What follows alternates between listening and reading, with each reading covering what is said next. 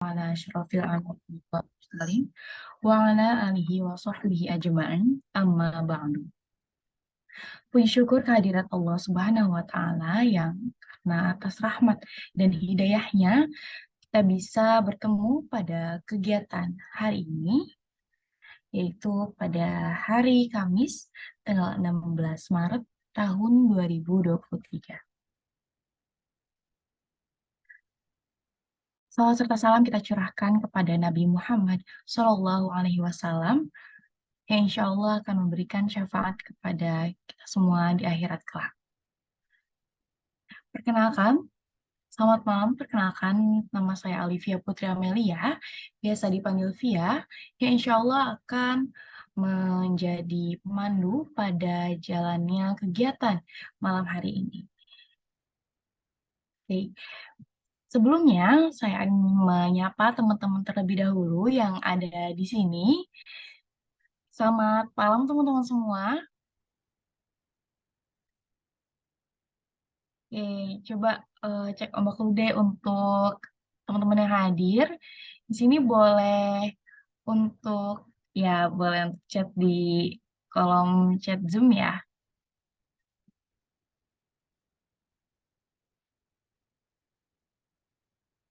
Oke, dan Mbak Luciana.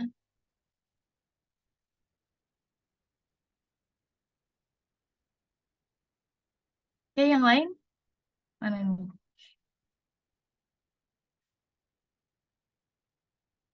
Semoga malam ini pada semangat ya untuk mendengarkan topik kita pada pagi hari ini, pada malam hari ini.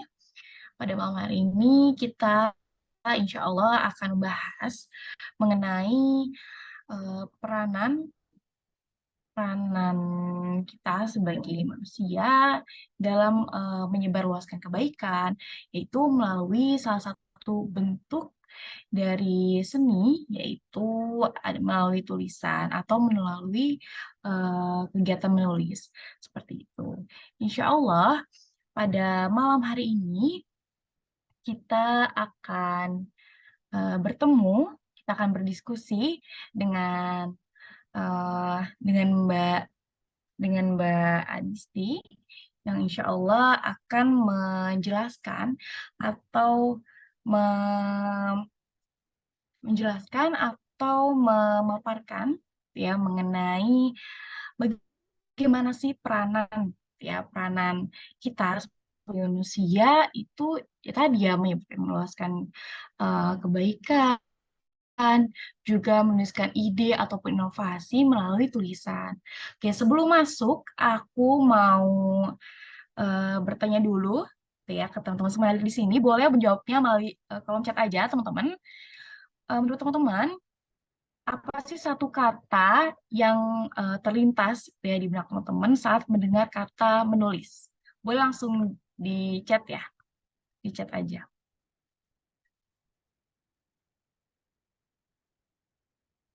Apa sih yang teman-teman eh, bayangkan gitu ya saat mendengar kata menulis atau mendengar kata tulisan?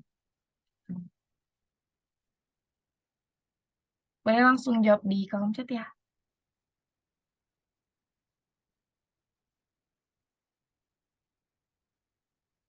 Cerita, oke. Ada lagi yang lain?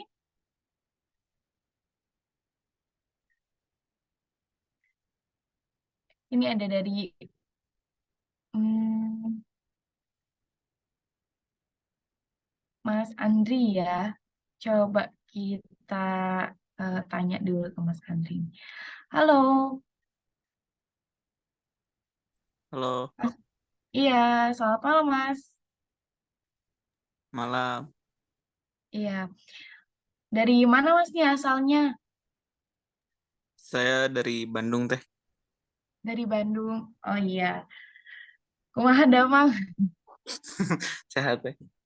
Oh iya, alhamdulillah. Oke, tadi langsung ini ya, salah satu apa sih yang terfikirkan saat mendengar kata menulis, itu adalah cerita. Menurut Mas Andi sendiri, eh, menulis itu penting nggak sih menurut Mas Andri sendiri? Kalau menurut saya, kalau saya karena dulu tuh pernah suka nulis ya. Jadi kadang tuh mungkin nulis itu penting karena bisa buat satu menyalurkan pikiran dan juga mungkin eh bisa menjadi buat karya sih. Hmm. Iya, Masya Allah. Menyalurkan pikiran dan juga membuat karya. Oke, terima kasih Mas Andri. Oke, Gitu ya. aku juga mau nanya ke sini ada Mbak Syifa.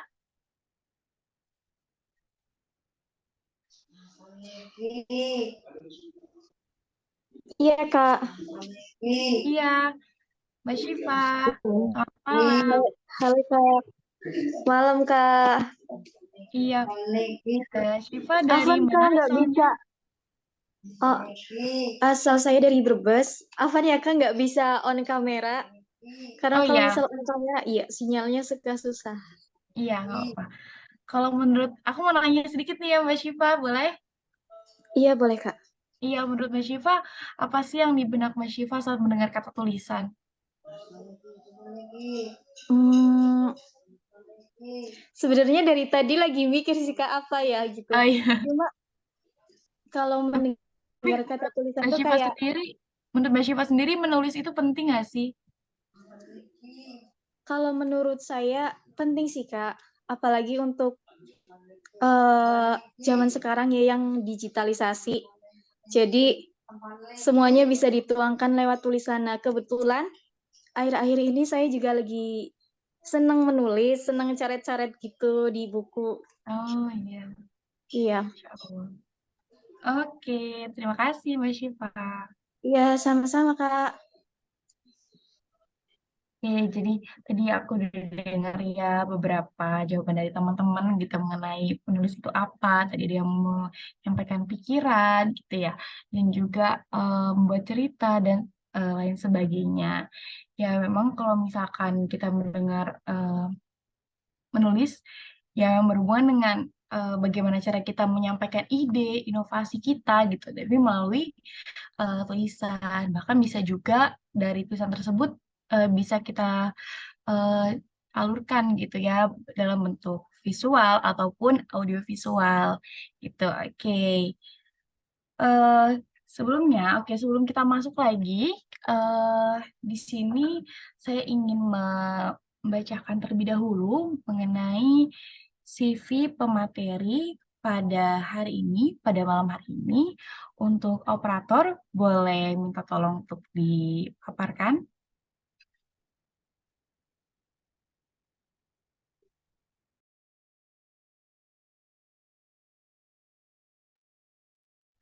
Ya, di sini pada malam hari ini untuk pemateri kita yaitu beliau bernama Mbak Tea Disti Hoirunisa. Beliau merupakan konten kreator dan juga sekaligus penulis, gitu ya. Boleh di scroll ke bawah. Ya, ini sedikit tentang beliau, gitu ya. Beliau ada seorang penulis dan penulis novel dan juga berpengalaman mengelola konten kreatif di beberapa non-governmental organization. Gitu ya. Dan juga beliau ini aktif mengelola Instagram pribadi sebagai ruang untuk berkarya.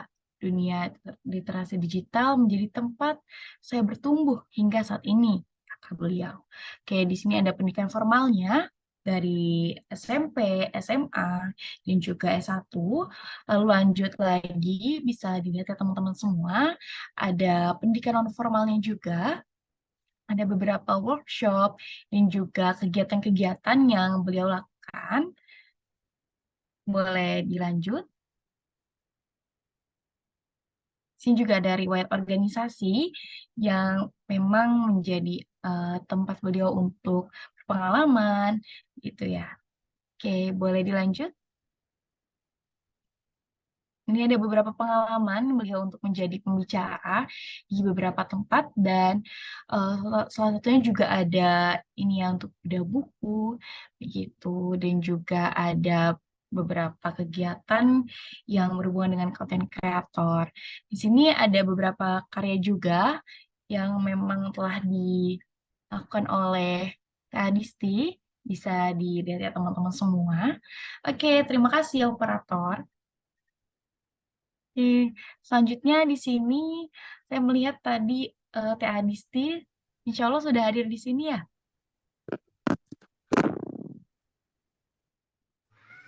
Sudah, Assalamualaikum Alifia. Teh. Waalaikumsalam warahmatullahi wabarakatuh. Iya, Jelas ya? Suaranya jelas nggak? jelas Teh. Oke, Ya. alhamdulillah. Teh apa Ya, kabar? Teh dari mana Teh? alhamdulillah. Aku dari Bandung. Oh Bandung. Nah, Oh iya.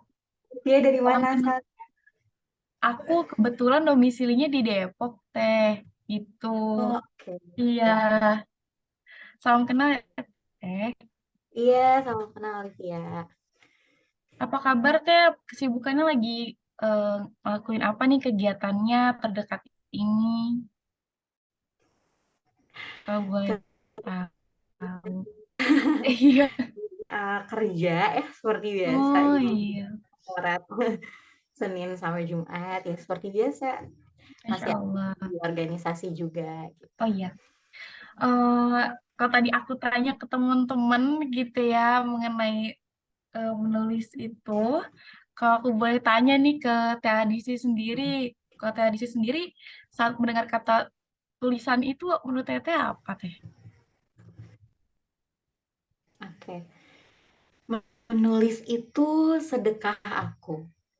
Jadi cara aku untuk membagikan apa yang selama ini menjadi titipan Allah, bahwa Allah mengaruniakan kemampuan untuk menulis, dan ini menjadi salah satu hal yang sedekah yang aku banggakan, yang aku dermakan dari Hmm, diri aku ya dengan tulisan. Masya Allah, jawabannya luar biasa. Luar biasa ya, Teh. Oke, di sini juga teman-teman pasti udah nggak sabar gitu ya mendengar materi ataupun pemaparan mengenai ini peran kita gitu melalui tulisan itu seperti apa gitu ya, Teh.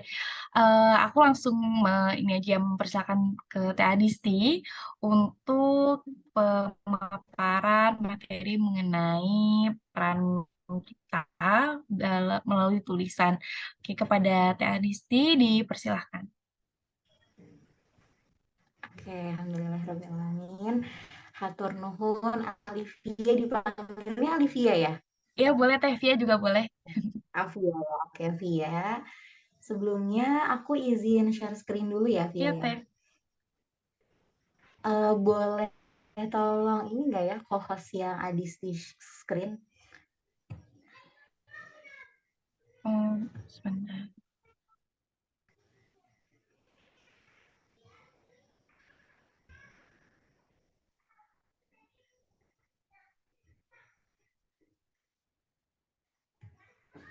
Udah bisa ya. Oke, alhamdulillah. Sudah terlihat Via? Sudah Teh. Oke, Iya, di Via udah. oke, Wah, semoga di teman-teman sudah terlihat ya. Ya, bismillahirrahmanirrahim. Assalamualaikum warahmatullahi wabarakatuh. Waalaikumsalam. Alhamdulillahirrahmanirrahim. Innal hamdalillah nahmaduhu wa nasta'inuhu wa nastaghfiruh wa na'udzubillahi min syururi anfusina wa min sayyiati a'malina. May yahdihillahu fala mudhillalah wa may yudhlilhu fala hadiyalah. Asyhadu an la ilaha illallah wa asyhadu anna Muhammadan abduhu wa rasuluh amma ba'd. Alhamdulillahirabbil alamin, pada malam hari ini bisa bertemu dengan teman-teman semuanya. Kita niatkan malam hari ini menjadi ruang bagi kita untuk belajar, karena ilmu Allah itu sangat luas dan kita hanya seperkiannya, hanya setetesnya paruh burung gitu ya ketika belajar tentang ilmu Allah yang salah satunya ini ya tentang menulis ini gitu teman-teman.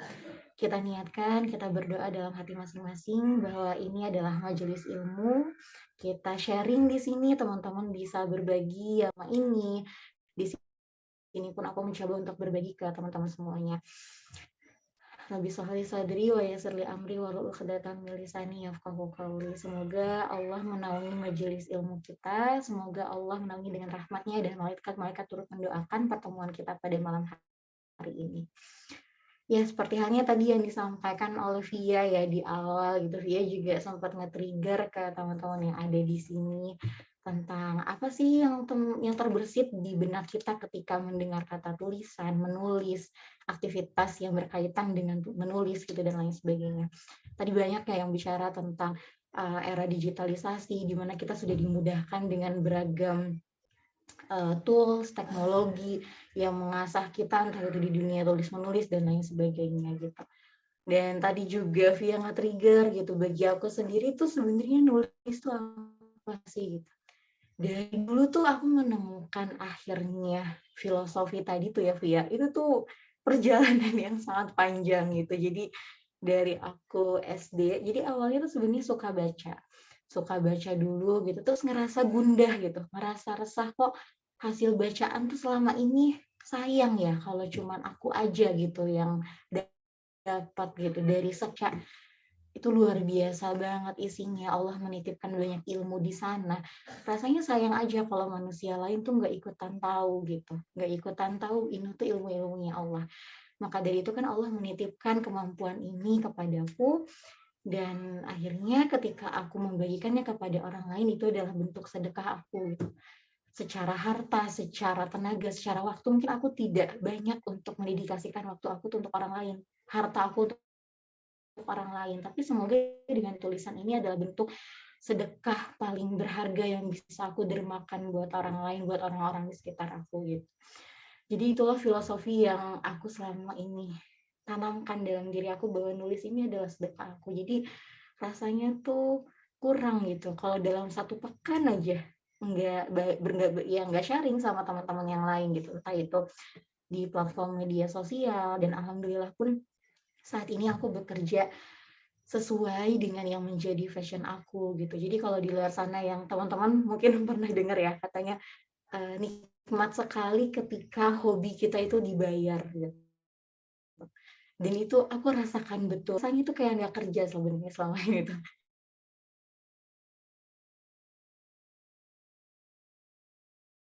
Ya tadi tantangannya ketika di dunia profesional banyak hal baru yang perlu dipelajari, di-upgrade dan lain sebagainya. Itu yang salah satu bentuk syukur yang selama ini aku rasakan gitu ya selama hidup. Nah, kita bicara tentang menulis ya teman-teman. Gak menafikan bahwa menulis itu adalah cara kita mengubah dunia. Ketika ada orang-orang besar mengatakan itu tuh benar adanya teman-teman. Kita tuh hanya selama ini kurang percaya aja gitu. Mungkin kalau pertama kita dengar ya, dulu juga aku kalau misalnya dengar hal ini tuh kalau dari motivator-motivator gitu ya, kayak ala lu pragmatis banget gitu, apaan sih lu gitu, alay, lebay gitu ya, berlebihan, hiperbola dan lain sebagainya. Tapi ketika saat ini aku benar-benar merasakannya, semua itu tuh kayak Allah tunjukkan gitu, nggak ada yang nggak mungkin bagi Allah tuh. Kita mulai dari sebuah dongeng, teman-teman. Jadi di sini aku menuliskan tentang Biduk Cinta di Sabang, Indonesia. Jadi pada awal Maret di tahun ini, 2023, mungkin teman-teman ya sebelumnya juga pernah dengar gitu ya dongeng tentang, pernah nggak sih teman-teman baca cerita gitu ya isinya tuh sedih doang gitu. Nggak ada si protagonis, antagonis itu nggak ada, tapi isinya tuh sedih doang di dalam satu cerita itu gitu. Dan gak ada bahagia di sana gitu di setiap episodenya. Seluruhnya tuh dari pemerannya, baik itu yang utama maupun biasanya tuh semuanya istimewa. Gak ada pemeran yang cuman jadi figuran doang gitu. Dan dongeng itu bercerita tentang orang-orang yang tak bernegara, yang hilang dari jangkauan dunia gitu. Hanya karena mempertahankan keyakinan mereka pada satu sesembahan saja, Allah Subhanahu wa Ta'ala. Mereka bertahan hidup hanya dengan lantunan zikir dalam bilangan sholat. Berbulan-bulan mereka mengarungi samudra dan bahtera dengan bahtera yang koyak dan ya tanpa peta gitu. Dan sini aku akan menceritakan terlebih dahulu tentang bagaimana bertemunya aku dengan orang-orang ini.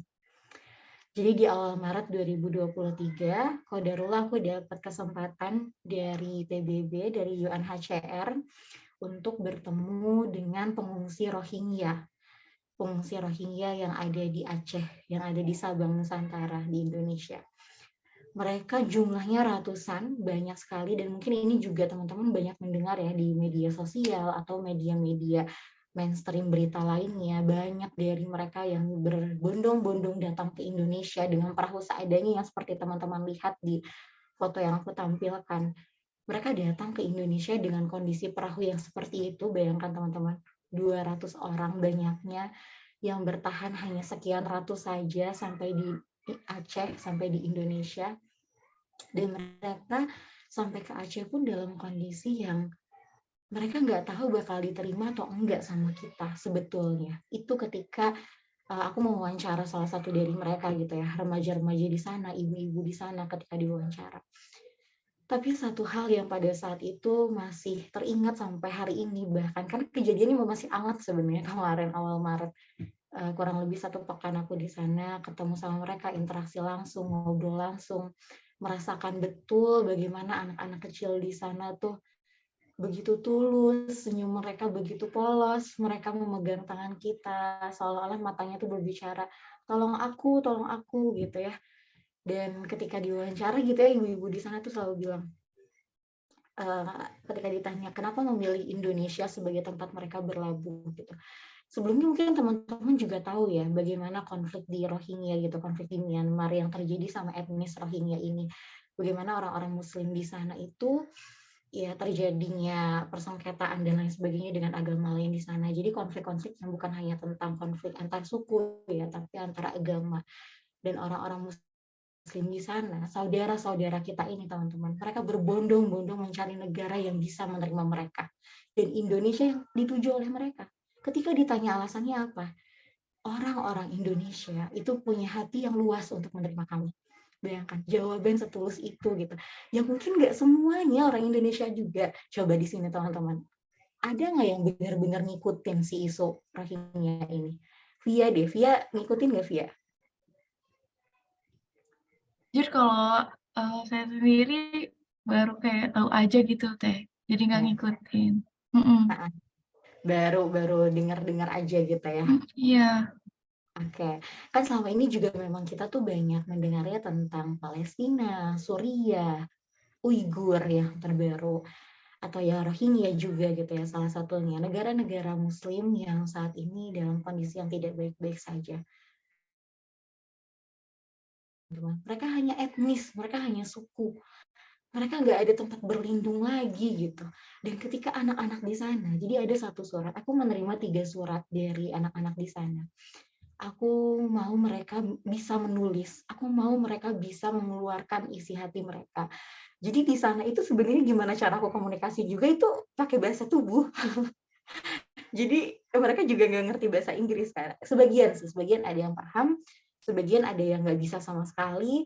Nah kebetulan ada anak-anak remajanya yang waktu di Myanmar tuh sempat sekolah gitu, dan mereka ada pelajaran bahasa Inggrisnya gitu ya sebagai bahasa pengantar internasional.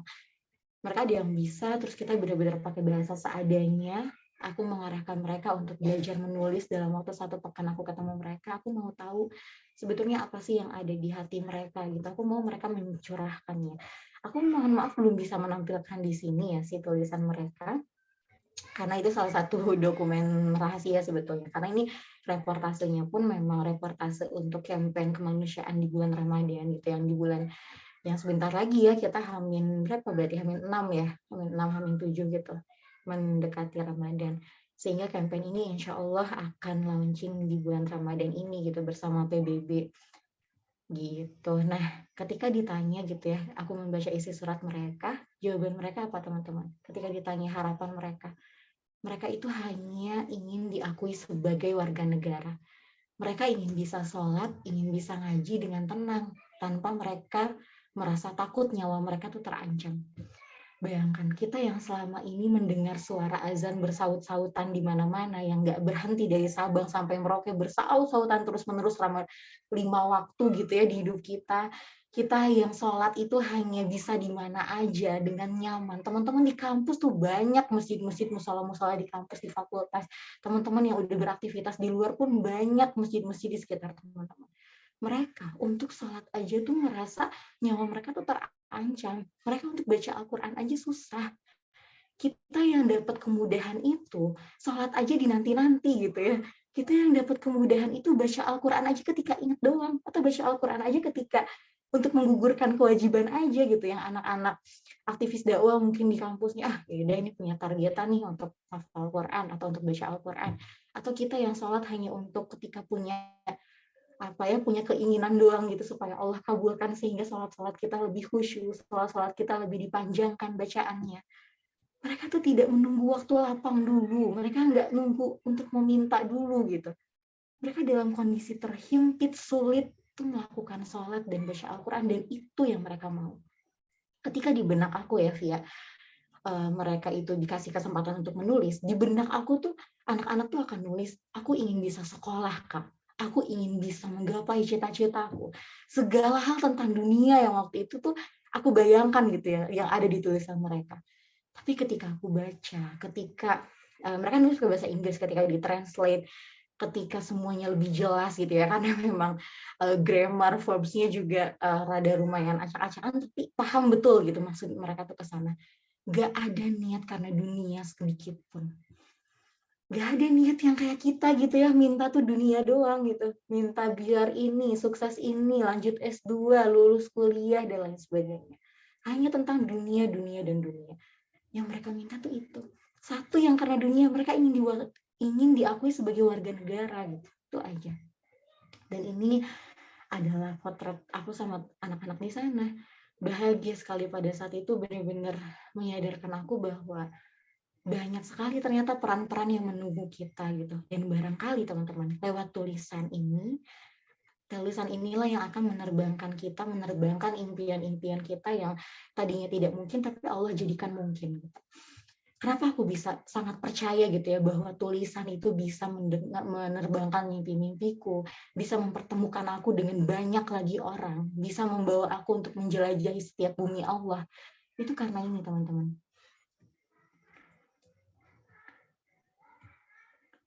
Karena ini salah satu perasaan mereka juga ya.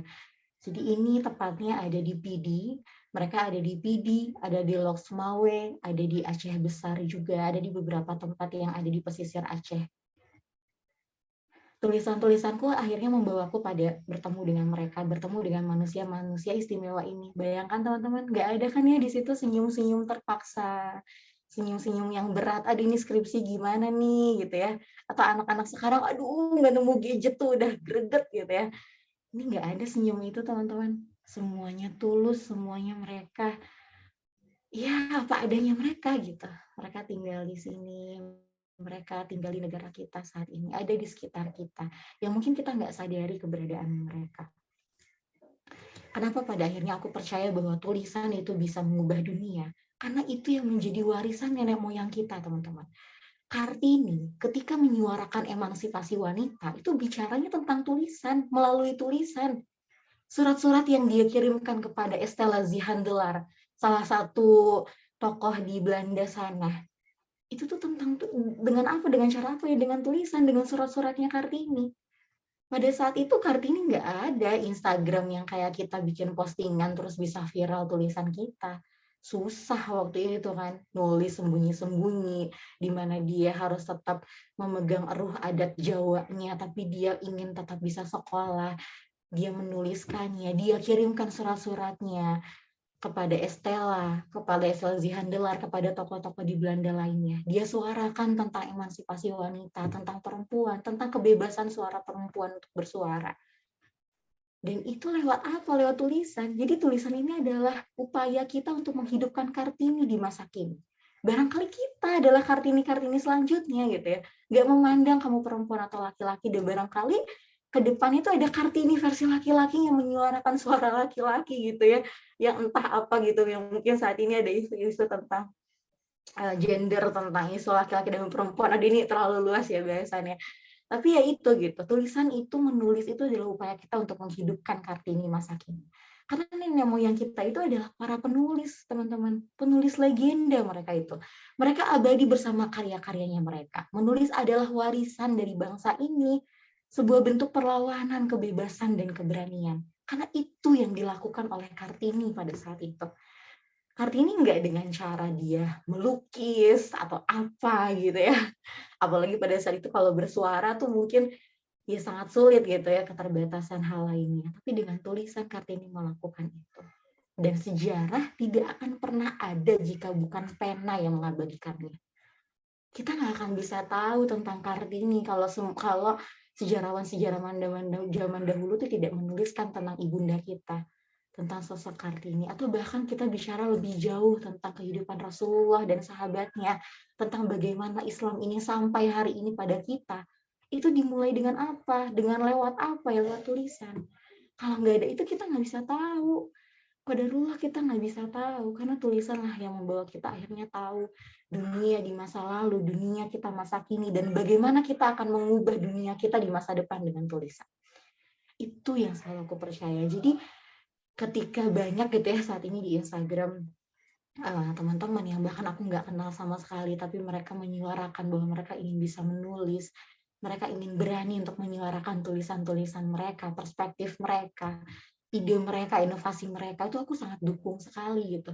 Nggak memandang kita saling kenal atau nggak memandang kita pernah ketemu atau enggak gitu. Tapi ini adalah cara kita untuk berani, cara kita untuk melawan, cara kita untuk menyuarakan kebebasan. Kebebasan dalam arti bahwa kita berhak untuk menyuarakan apa yang menjadi perspektif kita.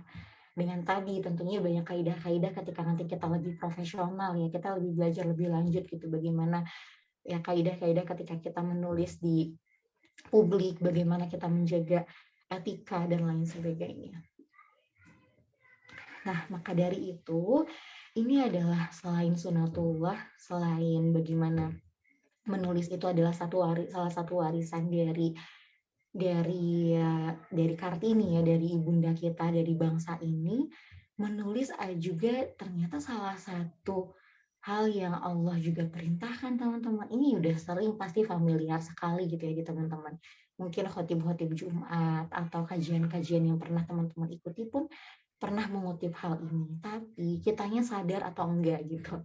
Nah itu tuh pertanyaannya, kadang kita tuh tahu tapi nggak sadar, kadang kita sadar tapi nggak mau ngelakuinnya gitu ya. Nah itulah manusia gitu ya, itulah kita gitu. Nah di sini disebutkan di salah satu tafsir Al-Azhar, disebutkan di Buya Hamka bahwasanya wahyu Al-Quran di surat Al-Alaq itu yang pertama kali turun ketika bicara Iqra bismi rabbikal ladzi khalaq, itu adalah perintah untuk membaca. Nah setelahnya apa? Di salah satu ayatnya, alladzi 'allama bil qalam, mengajarkan manusia dengan kalam, 'allamal insana ma lam ya'lam. Yang tadinya nggak tahu jadi tahu, karena apa? Perantara kalam tadi. Banyak sekali tafsir-tafsir yang menafsirkan ini ya, Quran ini, ayat ini, baik itu yang menyebutkan bahwa pena ini merupakan salah satu cara Allah mengajarkan kita, yang dimaksudkan adalah Al-Quran. Ada juga yang menafsirkan bahwa pena ini bisa dijadikan kita kekuatan untuk mengajarkan Al-Quran kepada orang lain, yang salah satunya ditafsirkan oleh Buya Hamka ini gitu. Dari beragam tafsir itu, dari beragam perspektif dari ulama-ulama, dari ahli tafsir juga, ya kita berpegang teguh gitu bahwasannya ada satu kewajiban, ada satu perintah yang Allah sisipkan di dalam ayat ini untuk kita, yang mesti kita sadari dan kita mulai melek nih dari saat ini juga. Karena apa teman-teman? Kita ini pilihan teman-teman. Ketika Allah bicara di Quran Surat Al-Imran ayat 110, kuntum khairu ummah. Kamu adalah umat terbaik kata Allah kan ya. Ukhrijat linnas, yang diturunkan kepada manusia. Untuk apa? Tugas kita ada nih di sini. Udah Allah kasih clue-nya sebenarnya. Ta'muruna bil ma'ruf wa tanhauna 'anil munkar wa tu'minuna billah. Untuk apa kata Allah? Untuk menyeru kepada hal-hal yang ma'ruf, hal-hal yang baik. Wa tanhauna 'anil munkar. Untuk apa? Untuk selanjutnya, untuk mencegah manusia dari berbuat hal-hal yang mungkar, hal-hal yang tidak Allah sukai. Agar apa? Wa tu'minuna billah, agar manusia itu beriman kepada Allah, bertakwa kepada Allah. Nah, dari sini, dari ayat ini, kita tahu bahwa kita sebagai umat pilihan ini, sebagai umat terbaik yang Allah pilih ini, apalagi ya ketika Rasulullah itu bilang umat di akhir zaman ini sangat asing, mereka terasingkan, dan beruntunglah katanya orang-orang yang menjadi asling guroba. Ketika kita baca tentang syair itu dan lain sebagainya, itu menyadarkan kita bahwa oh iya ya, kita ini hidup di zaman yang ibaratnya dunia itu sudah setua ini teman-teman. Dan apa sih yang sebenarnya mau menjadi karya terbaik kita? Amalan terbaik kita tuh apa yang nanti kita akan banggakan di hadapan Allah. Nah, dengan tulisan ini kita bisa menyelaraskan tugas kita ini untuk apa? Untuk apa? Ta'muruna bil ma'ruf wa tanhauna 'anil munkar wa tu'minuna billah. Bisa itu semua 3 peran tadi kita lakukan via apa? Via tulisan. Mengajak manusia untuk berbuat hal baik. Kita sharing tentang apa yang kita tahu, hal-hal baik, habits-habits baik yang bisa kita bagikan ke orang lain.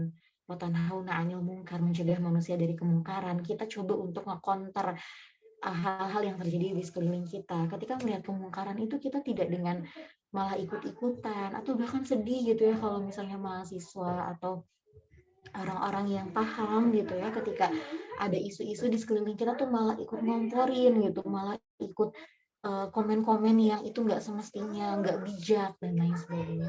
Itu kan malah buang-buang energi kita ya teman-teman ya. Coba sekali-kali coba kita berusaha untuk nulisin itu. Kita berusaha untuk berpikir dari pertengahan gitu.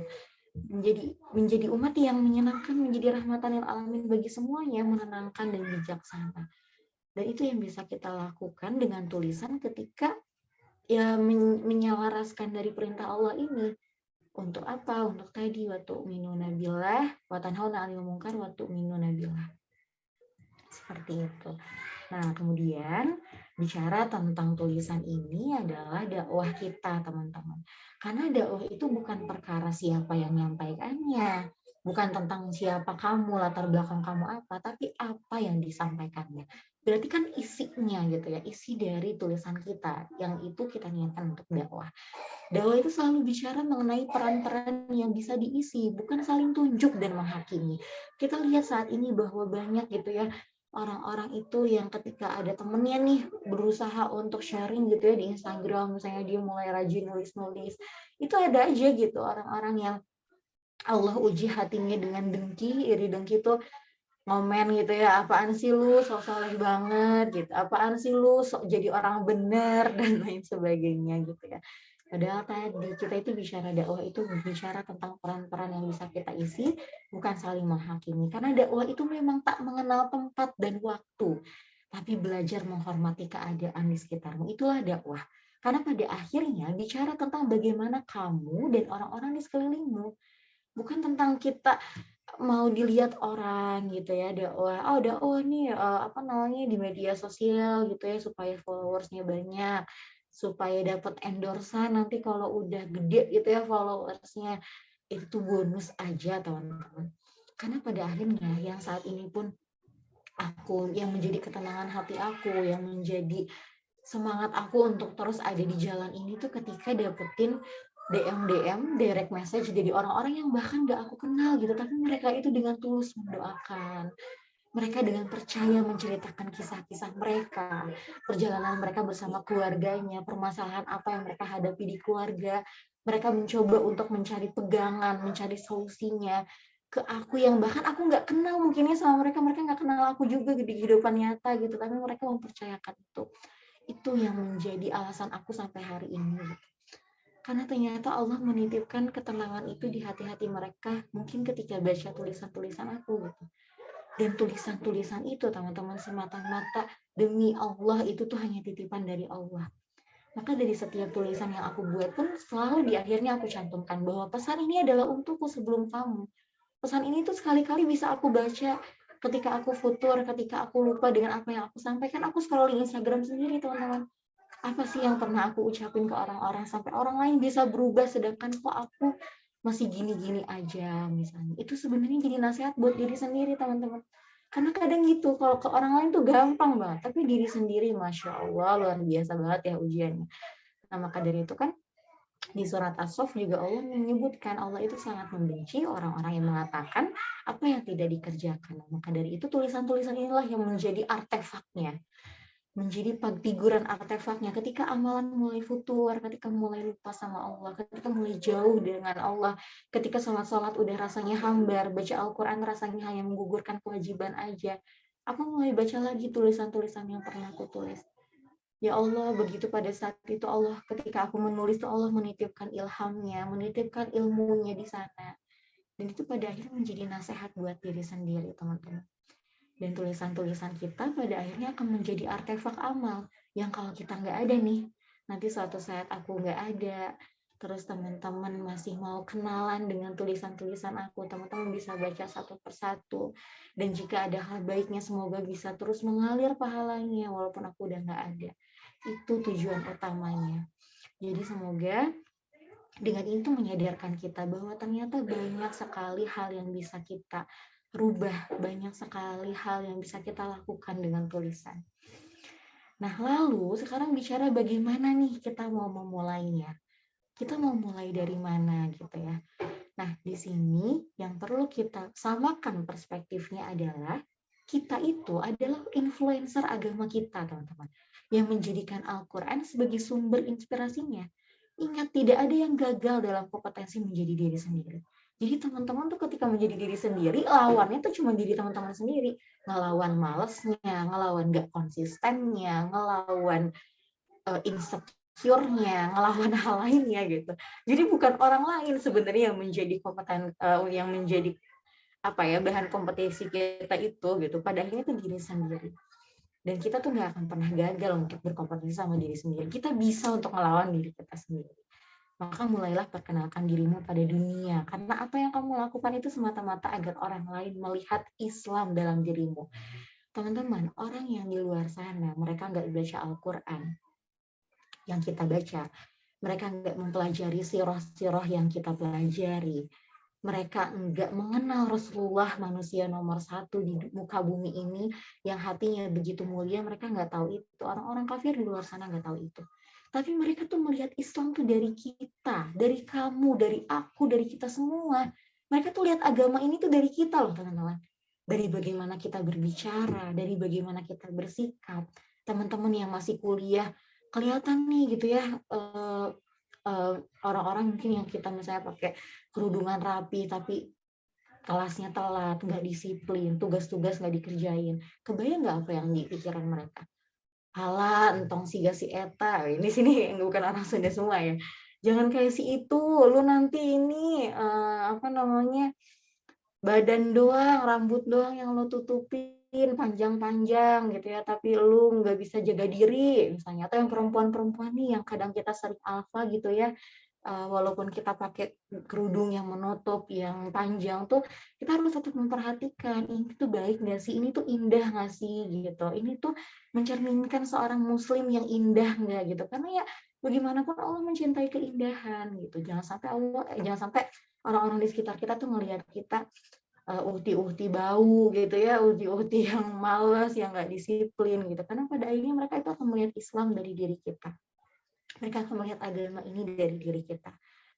Nah, maka dari itu ini ada beberapa nih langkah-langkah yang bisa teman-teman lakukan, yang bisa kita sama-sama lakukan dari mulai kita merencanakan visinya. Visi ke depannya kita tuh apa? Teman-teman harus punya itu, karena walau bagaimanapun innamal a'malu binniyat. Segala sesuatu itu dimulai dari niat. Kita niatkan. Atau banyak yang bertanya-tanya gitu ya, Teh, aku udah niatnya udah menggunung, niatnya udah jauh-jauh hari, tapi eksekusinya susah banget gitu ya. Atau Teh, gimana nih, aku udah eksekusi tapi cuma bertahan 1-2 hari aja gitu, kesananya malas dan lain sebagainya. Itu pun aku lalui, itu pun pernah aku rasakan. Jadi sebenarnya kuncinya itu cuma ngelawan diri kita, teman-teman. Gak ada, teman-teman mau ikutan kelas menulis sehebat apapun yang biayanya sebesar itu, kalau teman-teman gak ngelawan diri sendiri itu susah. Motivator hebat seulung-ulungnya motivator tuh gak akan bisa ngerubah hati kita. Karena pada akhirnya itu Allah yang membolak-balikan hati ini. Dan Allah akan merubah kita kan sebagaimana kita mau merubah diri kita sendiri. Allah akan merubah suatu kaum, kalau kaum itu pun merubah dirinya sendiri. Ya gimana Allah yang merubah kita kalau kita yang diam-diam aja. Malah aku mau jadi penulis hebat, aku bisa punya buku, aku gini-gini, tapi kita kerjaannya cuman scrolling IG orang gitu ya, scrolling TikTok, nggak nulis-nulis. Ya gitulah, ya gimana Allah mau merubah kita gitu ya. Jadi rencanakan visi kita. Apa yang mau kita bangun ke depannya? Apa yang ingin orang lain itu ingin melihat Islam yang seperti apa dalam diri kita. Itu yang kita rencanakan. Nah, kemudian mulai divisualisasikan, mulai ditampilkan kepada orang-orang, mulai diberanikan bahwa izinkan orang-orang itu untuk menemukan tulisan kita, untuk membaca tulisan-tulisan kita. Mulailah berani untuk sharing-sharing di Instagram. Semuanya tuh pasti diawali dengan malu kok teman-teman. Gini ya, ini nasihat dari orang tuaku juga ya, dari ayah ketika waktu itu aku sering banget ngeluh gitu ya. Aduh, aku malu nih gitu untuk nerusin konten-konten, tulisan-tulisan aku di Instagram dan lain sebagainya. Dulu tuh juga sama kok ngerasain itu. Nah, di sana tuh ayah tuh bilang gini, kalau kita malu, kemudian teteh panggilan ke aku, teteh akan membiarkan gitu orang-orang di luar sana dengan tulisan-tulisan yang justru malah menyesatkan, tulisan-tulisan yang justru tidak bermanfaat itu mengisi media sosialnya teman-teman teteh gitu. Wah, di situ kepikiran banget juga gitu buat aku, sayang ke teman-teman aku gitu kalau mereka tuh mengonsumsi tulisan-tulisan yang justru malah bikin mereka berperspektif yang enggak yang jauh dari agama dan lain sebagainya. Nah, hingga akhirnya aku memberanikan diri untuk menampilkan itu. Dengan apa? Dengan yang ketiga, poin ketiga ini, kita punya value, punya nilai yang coba kita bawa di tulisan-tulisan kita. Kalau teman-teman mampir ke Instagram aku, di sana memang yang aku tekankan itu tentang bagaimana aku concern terhadap isu-isu perempuan, terhadap perempuan dan ya empowerment-nya gitu. Karena aku sebagai perempuan merasakan betul bahwa kita itu ya sebagai gender perempuan itu memerlukan memerlukan ruang yang cukup untuk menyadari diri kita gitu, untuk tahu, untuk kenal sama diri kita, dan itu yang coba aku bangun. Itu nilai-nilai yang coba aku tampilkan. Nah, teman-teman bisa cari kira-kira apa nih yang cowok-cowok juga di sini gitu ya. Kira-kira apa nih yang bikin gue tuh punya personal branding yang gue banget gitu, value-nya tuh gue banget. Nah, itu coba dicari gitu, itu value-nya, itu mulai direncanakan. Kemudian yang mulai disuarakan di sini teman-teman tuh bisa ngajak teman-teman yang lain gitu. Misalnya nih punya ruang-ruang diskusi kecil di kampus atau di organisasi di ekstra kampus lainnya gitu dan lain sebagainya. Salah satunya dengan ini ya, dengan adanya Tunas Kreativa ini ya Iva ya. Ini luar biasa itu, jadi ruang buat anak-anak muda untuk bisa menyuarakan tulisan-tulisannya, idenya, perspektifnya. Nah, karena kalau kita cuman bicara tadi nggak dengan konsep-konsep itu ya kita akan terus-terusan terjebak nih. Teman-teman kira-kira sekarang tuh lagi ada di zona mana? Teman-teman lagi nyaman kah sama diri teman-teman saat ini? Nah, jangan salah. Nyaman itu kadang melalaikan kita, teman-teman. Nyaman tuh bikin kita lalai, bikin kita nggak sadar yang mesti diperbaiki apa, yang mesti dirubah apa, yang salah di sini tuh apa. Itu tuh nyaman, zona nyaman. Karena kalau dari zona nyaman itu berarti kita melangkah ke zona di mana semua kan ketakutan itu berada. Fear zone itu di sana, ketakutan justru. Makanya wajar banget, gak apa-apa. Kalau misalnya teman-teman nih ketika sekarang lagi di zona nyaman, terus mau mulai memberanikan diri nih, oh oke teh, aku mulai nulis, aku mulai bikin konten-konten di Instagram. Terus teman-teman merasa takut, merasa insecure, merasa takut diomongin dan lain sebagainya, itu wajar. Karena kita lagi berpindah, kita lagi naik tahap di zona ketakutan itu, dan kalau zona ketakutan itu udah kita lalui, maka zona selanjutnya itu kita melangkah untuk belajar. Kita belajar untuk kenal diri kita, kenal lingkungan kita, kenal betul apa yang mau kita lakukan ke depannya. Hingga akhirnya kita berada di zona bertumbuh. Kita udah tumbuh aja ke atas, mau angin puting beliung, mau badai horizon, mau apapun itu diterjang aja gitu ya, karena kita udah ada di zona bertumbuh itu. Sulit emang, nggak mudah gitu ya, ini mah cuma teori aja gitu, karena pada akhirnya eksekusinya ada di teman-teman, ada di diri kita semua. Kita mau kapan ngedobrak diri kita untuk hanya cuma di zona nyaman ini aja gitu. Kita kapan untuk belajar keluar dari zona ini dan menghadapi ketakutan-ketakutan kita. Hingga akhirnya kita belajar, hingga akhirnya kita bertumbuh terus-menerus. Sampai apa? Apa sih ujungnya dari ini semua? Sampai ujungnya itu adalah goal tertinggi kita. Yang orang-orang muslim ya goal tertinggi-tingginya apa? Untuk pulang ke hadapan Allah dengan amal yang mencukupkan kita sebagai penghuni syurga. Jadi ketika kebayang ya teman-teman nanti, aku tuh suka berimajinasi gitu ya anaknya. Jadi kebayang gitu ya ketika nanti pulang di hadapan Allah, membawa dengan setumpuk tulisan-tulisan yang itu tuh menjadi amalan yang bisa dibanggakan di hadapan Allah. Dan Allah dengan kasih sayangnya, dengan keriduannya, Allah mengatakan, silakan masuk surga dari pintu yang mana saja. Karena dengan tulisan-tulisanmu kamu bisa membawa segenap manusia untuk ingat Allah gitu. Jadi pada akhirnya itu ke sana teman-teman. Semoga dengan apa yang kita tulis, apa yang kita suarakan, itu bukan semata-mata supaya mereka kenal kita, tapi supaya mereka kenal Allah, supaya mereka kenal Islam, supaya mereka kenal betapa luar biasanya Allah tuh menyayangi kita. Itu tujuan hakiki kita pada akhirnya. Nah, maka dari itu, nah ini before to be better dai. Karena tadi ya, kita itu adalah dai sebelum apapun. Itu adalah salah satu hadis Rasulullah. Dan sebelum kita menjadi apa kita hari ini gitu ya, teman-teman yang mungkin udah kerja di dunia media atau di digital atau di marketing atau teman-teman jadi entrepreneurs atau jadi businesswoman dan lain sebagainya gitu ya. Sebelum itu semua kita adalah dai. Kita adalah penyeru agama ini. Kita adalah tangan-tangan kanannya Allah gitu untuk menyuarakan ayat-ayatnya di muka bumi ini. Maka jadilah autentik, jadilah helpful, jadilah orang yang konsisten. Dengan ketiga ini mengantarkan kita pada personal branding kita sebagai makhluk Allah yang rahmatan lil alamin di muka bumi ini. Begitu. Nah, ini sebenarnya ini aku mau nantang ya. Nantang kita semua. Di sini kurang lebih ada berapa nih? 23 ya. Ini sama panitia dan sama aku juga berarti ya kehitungnya.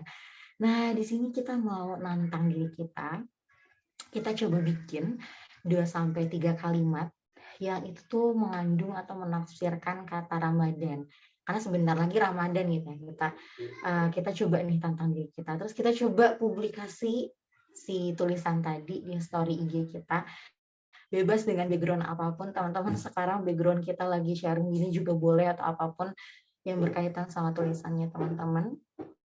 Terus kasih tagar Ramadan versi aku, Ramadan versiku, kemudian coba mention Instagramnya Tunas, dan aku juga izin mau baca juga tulisannya teman-teman. Nah, boleh mention Instagram aku juga, jadi nanti kita saling silaturahmi di sana dan aku bisa baca tulisan teman-teman gitu. Contohnya gimana teh? Misalnya jangan Ramadan ya, contohnya nanti ya malah ini. Contohnya kata apa ya? Kata hitam misalnya, ya teman-teman pokoknya intinya nulis 2-3 kalimat, entah itu yang menggambarkan Ramadan, entah itu yang dalam 2-3 kalimatnya itu diekspresikan sesuatu teman-teman. Gitu ya, alhamdulillah sharingnya sangat efektif dan efisien. Jadi semoga waktu yang tersisa ini bisa kita pakai untuk diskusi. Kita banyak sharing di sini karena lagi-lagi teman-teman, aku titip doanya semoga apa yang tadi aku sampaikan itu semuanya murni karena titipan ilmu dari Allah. Kita saling mendoakan, mohon maaf apabila ada kesalahan dari aku, dan ya titip untuk saling doain ya sesama kita. Sekian, alhamdulillah, mangga diserahkan lagi ke Via. Silakan Via. Oke, Teh, Insya Allah. Gak banget aku dengernya. Oke, sekarang langsung masuk ke sesi tanya jawab aja ya, teman-teman. Untuk teman-teman yang ingin bertanya, boleh langsung raise hand dan nyalakan ini on mic. Boleh juga untuk ini ya, untuk di kolom chat. Oke, sambil menunggu teman-teman, sambil menunggu pertanyaan dari teman-teman, izin ya Teh untuk memaparkan terkait dengan Tunas Kreativa Indonesia terlebih dahulu pada teman-teman. Jadi sambil teman-teman menyiapkan pertanyaannya dari Tunas Kreativa Indonesia, ingin memaparkan sedikit mengenai Tunas Kreativa Indonesia. Tuh. Oke, kepada Mas Fawaz, kepadanya dipersilahkan. Suara saya terdengar jelas ya? Iya, jelas. Sebentar. Baik, terima kasih banyak. Assalamualaikum warahmatullahi wabarakatuh. Alhamdulillahirrahmanirrahim. Ya, binastain ala bidin wa din, wa sallallahu ala sayyidina Muhammadin, wa ala alihi wa sahbihi ajma'in. Sebelumnya saya ucapkan terima kasih banyak kepada Kak Adisi yang udah sharing tadi mengenai materi yang luar biasa ya. Dan ini termasuk ekspertis dari Kak Adisi, maka penyampaiannya juga sangat tadi dikatakan langsung ya, efektif dan mengena gitu ya. Oke, nah saya nggak akan lama, insya Allah hanya mungkin 5 menit aja, meskipun bisa jadi kurang.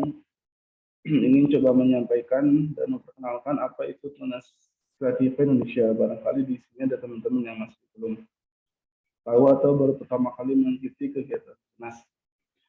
Kelihatannya Zoom saya bermasalah, jadi saya di sini mematikan kamera ya.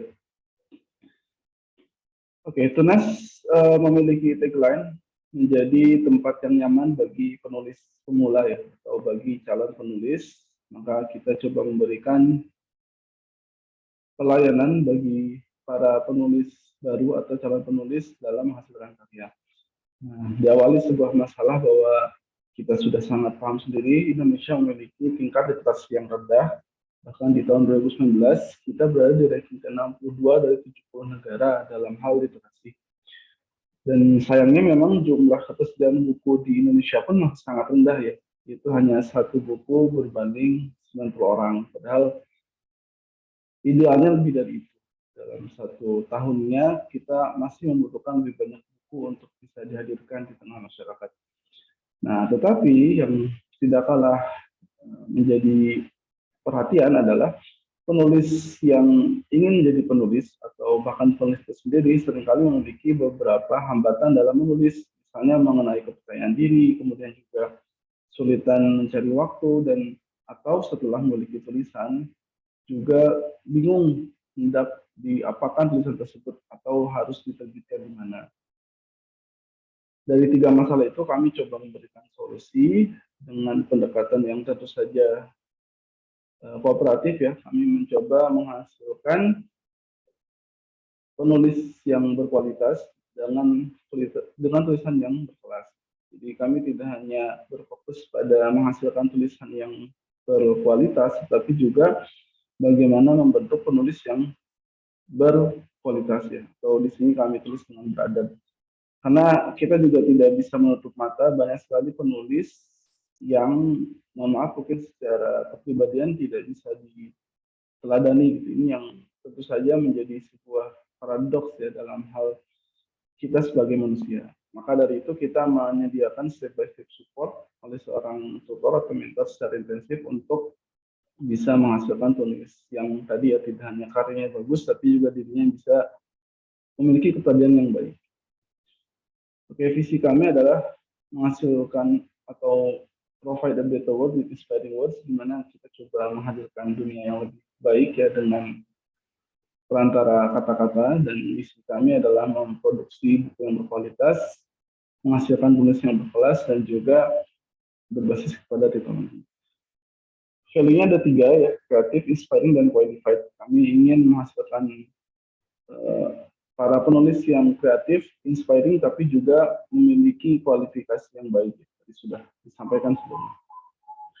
Lalu apa saja bisnis model yang kami miliki? Sementara ini kami memiliki 3 bisnis model utama. Pertama adalah Tunas Institute. Di dalamnya kami memiliki program pengembangan penulisan dan kepemimpinan. Salah satunya yang sedang teman-teman ikuti, ini adalah kelas terbuka yang diadakan 1 bulan sekali. Maka nanti teman-teman sudah masuk grup sahabat Tunas bisa tetap stay di sana untuk mengikuti program lainnya. Kemudian kami juga memiliki jasa penerbitan dan juga penjualan buku ya. Oke. Nah, di Tunas Institute sendiri kami sebenarnya memiliki pengembangan lain ya, berupa pengembangan leadership dan juga pengembangan diri secara lebih umum. Untuk proyek yang sedang berjalan, pertama ada antologi Tumbuh Untuk Tangguh. Ini masih dibuka sampai hari ini. Bagi teman-teman yang ingin mengirimkan tulisannya bisa dikirimkan langsung di link yang tertera di gambar. Buku ini bercerita mengenai usaha untuk terus bertumbuh, memperbaiki diri dengan didasari resiliensi seiring hadirnya ujian dan tantangan hidup yang tidak pernah berhenti. Jadi semacam ajakan untuk terus berjuang ya di tengah hal yang di tengah banyaknya ketidakmungkinan. Oke, dan satu lagi yang sedang akan berjalan adalah kelas Ramadan ya, berkarya selama puasa 20 hari menghasilkan karya sendiri. Ini masih dibuka sampai 20 Maret dan juga gratis via registrasi, tapi nanti bagi teman-teman yang ingin berinfak juga dipersilakan karena ini bulan puasa, jadi mari kita sama-sama memperbanyak pahala dengan berkarya. Demikian mungkin singkat saja perkenalan dari Tunas. Semoga teman-teman yang ingin berkolaborasi bisa menghubungkan lebih lanjut di nomor-nomor dan kontak-kontak. Terima kasih. Saya kembalikan lagi ke Alivia. Oke, terima kasih Mas atas pemaparannya mengenai Tunas Kreatif Indonesia. Bagi teman-teman yang berminat boleh langsung hubungi nomor yang tertera di pemaparan tadi ya. Oke, kita balik lagi bersama dengan Teh Hadisti. Untuk teman-teman yang ingin bertanya dan berdiskusi, boleh untuk langsung raise hand dan juga on mic, atau bisa menuliskan pertanyaannya di kolom chat Zoom meeting ini. Dipersilahkan teman-teman.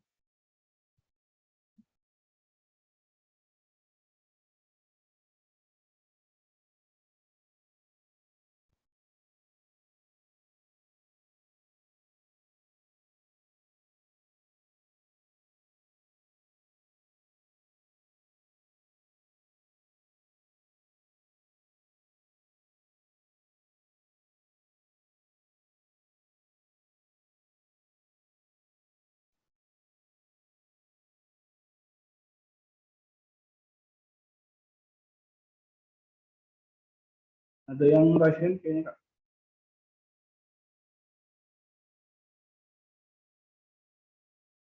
Oh ya, sebentar. Oke, kepada Mbak Ikna, dipersilahkan. Ya, baik. Terima Iya. kasih Kak Livia atas kesempatannya. Assalamualaikum warahmatullahi wabarakatuh. Perkenalkan, nama saya Ikna, saya dari Ciamis. Izin bertanya kepada Teh Adis ya. Nah, selain dengan membaca, adakah ide-ide lain untuk dituangkan ke dalam tulisan? Terima kasih. Oke, Teh Adisti boleh langsung jawab dulu atau mau ditampung teman-teman yang lain? Langsung jawab aja ya, Via. Oke, Teh. Dipersilakan, Teh. Ya, Turnuhun Via sebelumnya terima kasih juga kepada Ikna atas pertanyaannya ya tadi. Selain membaca, kira-kira tuh kita bisa dapat ide tuh dari mana? Nah, kadang ini menjadi kegelisahan orang-orang yang kadang memang kurang suka baca ya. Jadi memang ada nggak bisa kita pungkiri gitu. Ada orang-orang yang nggak terlalu suka baca, tapi mereka tetap jago-jago nulis gitu. Itu dari mana ya biasanya? Nah, aku pribadi pun kadang kalau misalnya lagi dalam kondisi misalnya nggak ada buku baru untuk dibaca ataupun nggak ada yang ingin dibaca dulu gitu ya, yang dilakukan itu adalah dengan banyak ngedengerin orang lain, Ikna. Jadi aku tuh seneng ngedengerin curhat anaknya sebenarnya. Orang-orang di sekeliling yang nggak kenal sekalipun aku dengerin gitu. Ikna misalnya ketemu nih lagi balik kantor atau balik kuliah gitu ya, ketemu di jalan sama ibu-ibu gitu ya di angkot atau bapak-bapak di angkot, diajak ngobrol, terus nanti lama-lama malah cerita. Nah, kadang tuh ide-ide aku juga munculnya dari sana sejujurnya. Kalau misalnya teman-teman baca beberapa tulisan di Instagram, itu terinspirasi dari orang-orang yang bahkan nggak aku kenal, kayak cuma sekali ketemu, tapi Allah tuh menitipkan hikmah dan pelajarannya di sana gitu, sehingga aku bisa menuliskannya tentang mereka gitu. Jadi kalau kata Eyang Sapardi Djokodamono tuh pernah bilang gini, kita itu tuh kalau nulis, kalau baca, kita tuh punya panca indera kita gitu. Panca indera yang lengkap ini tuh Allah kasih buat kita, buat apa? Buat tadi ketika kita nulis tuh nggak cuma tangan kita yang bergerak, tapi hati kita ikut juga serta, mata kita juga, terus juga perasaan kita ya, indera perasa kita dan sebagainya gitu, ataupun indera pendengaran kita gitu. Jadi bukan cuma indera penglihatan ketika kita baca buku doang, tapi juga indera pendengaran kita dan lain sebagainya itu bisa kita gunakan. Karena tadi banyak cara sebenarnya, cuman kita ini kadang nggak sadar aja gitu dan perlu disadarkan. Nah, makanya ini bisa jadi tips juga nih buat Irna, buat teman-teman Ikna ya, buat Teh Ikna dan teman-teman yang lain, itu banyak dengerin orang curhat juga oke gitu. Atau nih kalau misalnya ngerasa, aduh Teh gitu, jangankan dengerin orang curhat gitu ya, masalah hidup sendiri aja berat banget gitu ya, buat apa dengerin orang curhat, ya udah teman-teman dengerin podcast di YouTube, di Spotify dan lain sebagainya. Jadi sebenarnya banyak cara, ya mesti teman-teman harus suka baca dulu kok gitu. Tapi nanti semoga lama-lama jadi terbangun budaya bacanya gitu. Karena sebenarnya ya tetap kita butuh amunisi ya, tetap butuh asupan gitu. Otak kita, pikiran kita tuh tetap butuh perpustakaan kata gitu untuk kita bisa nulis tuh kan berawal dari sana, habit kita dalam membaca, habit kita dalam mendengarkan, dan lain sebagainya. Begitu, semoga bermanfaat. Baik, terima kasih Teh Adisti. Kepada Mbak Ikna, ada yang ditanyakan lagi, ada yang ingin menanggapi lagi? Ingin Mau menanggapi bertanya lagi? satu lagi. Oh iya, boleh. Nah, kira-kira ya Kak, buku apa sih yang rekomendasi untuk dibaca buat zaman sekarang ini? Oke. Ini tuh sebenarnya aku tuh bacaannya random banget ya, Ikna. Jadi enggak yang satu genre gitu, tipe anak bacanya yang segala genre gitu. Sekarang tuh aku lebih senang baca buku-buku self improvement, buku-buku non fiksi gitu, buku-buku fiksi gitu ya, buku-buku ya self improvement, self development dan lain sebagainya. Jadi terakhir yang aku baca tuh bukunya James Clear, buku kan terakhir tuh apa ya bulan ini tuh, itu sih yang udah tamat ya, yang udah tamat pasti itu dua itu, Psychology of Money and Atomic Habits gitu. Oh, sama lagi baca bukunya Henry Manampiring yang Filosofi Teras. Itu paling jadi random banget sebenarnya Ikna bacaannya gitu. Kalau misalnya Ikna mau baca sesuai genrenya Ikna, itu nggak usah dipaksain sesuai sama orang lain gitu. Maksudnya kalau Ikna sukanya baca-baca buku tipe yang kayak novel, cerpen, cerbung gitu ya, buku-buku non fiksi. Karena dulu juga aku senangnya itu kok gitu. Atau komik bahkan gitu. Nggak apa-apa, baca dulu aja. Karena sebenarnya yang kita lakukan tuh membangun dulu budaya baca kita, membangun habits kita membaca gitu. Kedepannya nanti kita akan makin haus ilmu, kita akan makin coba explore ke berbagai genre gitu. Karena ya aku juga gitu berawalnya dulu juga senangnya tuh ini dulu tuh bahkan waktu kecil tuh buku-buku KKPK, majalah Bobo gitu ya, itu bahkan masih aku baca sampai aku kelas 3 SD, dari TK gitu, sampai akhirnya mulai suka novel itu di kelas 3 SD. Itu adalah novel pertama aku, maksudnya novel pertama yang aku baca gitu ya, itu novelnya Buya Hamka yang judulnya Tenggelamnya Kapal Van der Wijk. Itu kelas 3 SD aku udah dicekokin buku itu gitu. Jadi waktu itu karena dari orang tua tuh setiap kali anaknya dapat peringkat di sekolah, nah hadiahnya tuh buku. Jadi dulu tuh ranking itu ngejar ranking bukan untuk dapat ranking nilai besar gitu, tapi buat dapat buku gitu ya. Dapat buku baru setiap 6 bulan sekali, setiap semesteran gitu. Jadi itu buku pertama yang aku baca novel tuh Tenggelamnya Kapal Van der Wijk yang Buya Hamka, terus juga Di Bawah Lindungan Ka'bah. Itu mulai suka Buya Hamka. Bahkan sampai hari ini ketika orang-orang juga baca tulisan aku tuh katanya gitu, orang-orang yang juga baca karyanya Buya Hamka ya, mereka tuh ngehnya gitu kayak, tulisan-tulisan lu tuh kayak ini ya, Dis, kayak Buya gitu, kayak Buya Hamka gitu. Karena mungkin ininya ya, ruhnya gitu. Karena ruh pertama kali seorang penulis yang aku serap itu adalah Buya Hamka gitu. Aku belajar banyak literaturnya beliau, sampai akhirnya sekarang pun ya banyak terinspirasinya dari beliau. Gitu, banyak banget sekarang tuh ya penulis-penulis yang ya udah keren-keren gitu, nggak harus jadi anak sastra Indonesia dulu gitu, nggak harus kuliah anak sastra dulu, banyak penulis-penulis yang udah hebat juga. Cuman memang kita harus punya filter, Ikna. Jadi ini ya pesan aku juga, teman-teman kalau mau eksplor bacaan, itu harus punya filter. Filternya itu bisa dari orang tua atau dari guru atau dari senior gitu. Jadi biasanya kalau aku mau baca sesuatu tuh, aku serahin dulu entah itu reviewnya, entah itu apa ya, sinopsis bukunya gitu ya, ke orang tua atau ke guru gitu. Kira-kira ini tuh udah bisa aku baca atau belum gitu. Kira-kira aku tuh udah mampu belum sih keilmuan aku dan lain sebagainya untuk membedah buku ini, karena banyak di luar sana tuh orang-orang yang keblinger sama ilmu gitu. Itu tuh terjadi karena apa? Belum waktunya belajar itu, tapi udah diperdalam, udah dibaca gitu ya, udah diperdalam, sehingga banyak pertanyaan-pertanyaan yang muncul yang itu tuh malah nggak bermanfaat buat kita. Jadi harus punya filter bacaan juga. Siapapun, entah itu orang tua, guru, kakak senior, dan lain sebagainya. Gitu deh. Oke, bagaimana Ikna? Ada lagi tanggapannya? Sudah cukup Kak Alif ya. Terima kasih banyak Teh Adis. Untuk teman-teman yang ingin bertanya lagi, boleh untuk raise hand. Ini ada Mbak Ani Rosidah. Boleh langsung on mic. Suara aku kedengeran jelas nggak, Teh? Kedengeran, Mbak? Oke, terima kasih banyak ke Teh moderator ya yang sudah memberikan saya kesempatan untuk bertanya. Kemudian terima kasih banyak Teh Adis atas ilmu yang diberikan pada malam hari ini, dan juga jadi reminder juga ya untuk diri ini gitu. Banyak banget tadi insight-insight yang Ani dapetin dari materinya Teh Adis.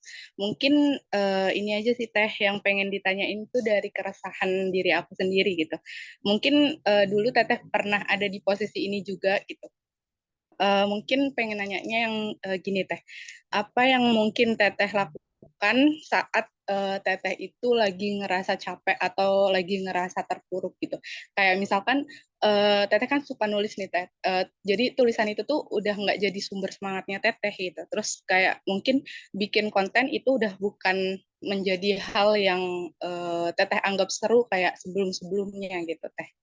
Terus kemudian yang kedua, mau minta tipsnya sih Teh paling dari Teteh gitu, agar kita itu tuh rajin membaca sama mungkin rajin untuk nge-share insight yang kita dapetin dari hasil bacaan kita gitu. Karena apa ya, Ani lagi ada di posisi kurang konsisten gitu Teh, terkait mungkin baca buku gitu, terus mungkin berbagi ilmu yang mungkin kita dapatkan dari bacaan tersebut gitu. Terima kasih. Oke, ini boleh langsung jawab ya. Boleh Teh langsung dijawab aja. Ya, terima kasih sebelumnya kepada Ani ya. Ya, tadi pertanyaannya ini banget ya, deep banget bagi aku ya secara personally, karena ketika bicara soal aku pernah nggak sih jenuh untuk nulis, jenuh untuk berkarya gitu ya, di posisi yang capek. Mungkin kalau di dunia kepenulisan tuh kita akrabnya dengan istilah ini ya, writer's block, atau ya kita burn out dengan segala aktivitas kita gitu. Alhamdulillahnya itu aku belum pernah ada di kondisi itu, belum pernah yang capek gitu. Justru ketika aku capek nih Ani, ini fun fact-nya ya, yang benar-benar aku rasakan tuh alhamdulillah Allah menitipkan nikmat ini. Ketika capek di kerjaan itu tuh ya pelariannya tuh nulis itu, pelariannya tuh buku, pelariannya itu ya depan laptop aku menuangkan semuanya gitu. Karena yang biasa aku lakukan pun ketika setiap sebelum tidur itu journaling, jadi benar-benar nulisin seharian tuh ngapain aja, kedepannya apa sih yang mau aku lakukan, evaluasi atas diri aku di hari ini tuh apa, walaupun nggak setiap hari dilakukan ya, kadang kalau lagi capek banget mah ya langsung istirahat gitu, tapi mengusahakan untuk ada habits itu gitu, habits journaling. Jadi bicara soal pernah nggak aku capek nulis tuh alhamdulillahnya belum pernah. Jadi aku belum tahu ya gimana akan menanggapinya gitu ketika orang lain merasakan itu, karena ya aku qadarulnya belum pernah ngerasain itu. Tapi mungkin kalau cerita-cerita dari teman-teman juga ya yang banyak banyak yang concern juga di kepenulisan ini, teman-teman aku yang lain juga pernah, mungkin ya mereka pernah, kan aku ingat mereka pernah ada cerita ini gitu. Dan yang mereka lakukan sebenarnya menepi terlebih dahulu. Jadi jangan dipaksain, Ani. Kalau misalnya emang lagi capek gitu ya untuk nulis, untuk dengan aktivitas yang sebelumnya kita lakukan gitu ya, dengan untuk menulis ini tuh ya udah menepi dulu, jangan dipaksain. Karena akhirnya kalau kita tetap maksain nulis, tetap maksain konten misalnya ya, bahasa lebih teknisnya itu malah nggak ada ruhnya tulisan kita tuh. Aku juga beberapa kali kok kalau misalnya sekarang nih ya, scrolling lagi Instagram pribadi tuh ada beberapa tulisan yang aku sadar, oh kayaknya aku waktu nulis ini tuh lagi kondisi cuman ikut-ikutan tren, maksudnya ikut-ikutan ngomentarin isu aja gitu, nggak bener-bener dari hati aku tuh masih kerasa. Karena pada akhirnya orang lain pun akan turut ngerasain. Nah, kuncinya itu kadang kan orang-orang tuh selalu bilang ya gitu, menulislah pakai hati karena akan sampai ke hati dan lain sebagainya gitu ya, dari hati akan sampai ke hati. Nah, yang kita lupa adalah kita itu cuma mengikutsertakan hati kita, enggak mengikutsertakan hatinya orang lain, hatinya orang yang baca tulisan-tulisan kita. Jadi kalau teman-teman sadari gitu ya, beberapa tulisan aku di Instagram atau kedepannya teman-teman mau belajar nulis, itu tuh gitu, yang coba aku tuliskan itu bukan cuma tentang apa yang aku rasakan, tapi apa yang orang lain resahkan juga gitu. Dan hingga akhirnya itu menjadi keresahan bersama, hingga akhirnya itu menjadi suara bersama. Apa yang aku tulis itu sejatinya hanya mewakili teman-teman aja gitu. Gitu. Jadi itu untuk pertanyaan pertama ya, aku belum tahu untuk bangkitnya gitu ya, karena padahal aku belum ada di kondisi itu. Cuman tadi kalau dari teman aku ya, dia untuk menepi dulu, jangan maksain diri untuk tetap ngelakuin aktivitas seperti biasanya. Terus yang kedua tuh tadi apa ya, Iva? Lupa aku. Ini teh tips rajin membaca dan mendapatkan apa yang dari bacaan yang didapat kita. Kalau tidak salah. Iya. Rajin terus membaca ya, karena itu habits ya sebenarnya teman-teman. Nggak bisa kita paksain dalam sehari, 2 hari, 3 hari kita langsung ketagihan sama buku. Aku tuh suka baca, Ikna. Ini fun fact-nya. Awalnya tuh bukan karena suka baca gitu.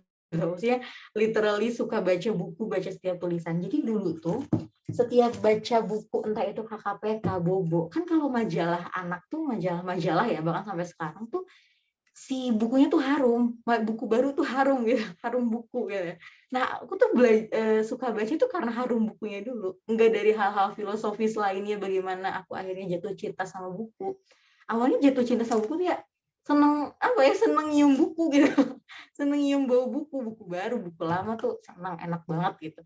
Bahkan dulu tuh kalau lagi capek gitu ya, kalau ayah juga pulang kerja dulu waktu masih kecil tuh diajak jalan-jalan ke toko-toko buku loakan gitu-gitu. Terus itu seneng banget kayak ambience-nya, vibes-nya, suasananya, harumnya, itu yang aku suka. Jadi jatuh cintalah pada buku dengan cara sederhana gitu kali ya. Karena kalau kita berat-berat banget kayak gue harus jatuh cinta sama buku, sama membaca karena gue supaya cerdas, wawasannya luas. Alah, bertahannya tuh cetek, bertahannya tuh hanya seminggu doang gitu. Tapi kalau kita bicara hal sederhana yang ada pada buku, yang membuat kita jatuh cinta sama buku, itu akan terus-terusan. Karena bau buku aku yakin gak akan pernah hilang. Malah makin tua itu buku tuh makin harum, makin enak gitu dicium. Gitu. Bahkan dulu sebelum tidur tuh aku seneng banget gitu, kayak seneng nyium buku. Gitu. Jadi gimana ya, jatuh cinta sama baca, ya jatuh cinta dulu sama buku, sama hal-hal sederhana yang ada pada buku. Ya semoga itu bisa bisa dipraktikkan gitu cara sederhana itu.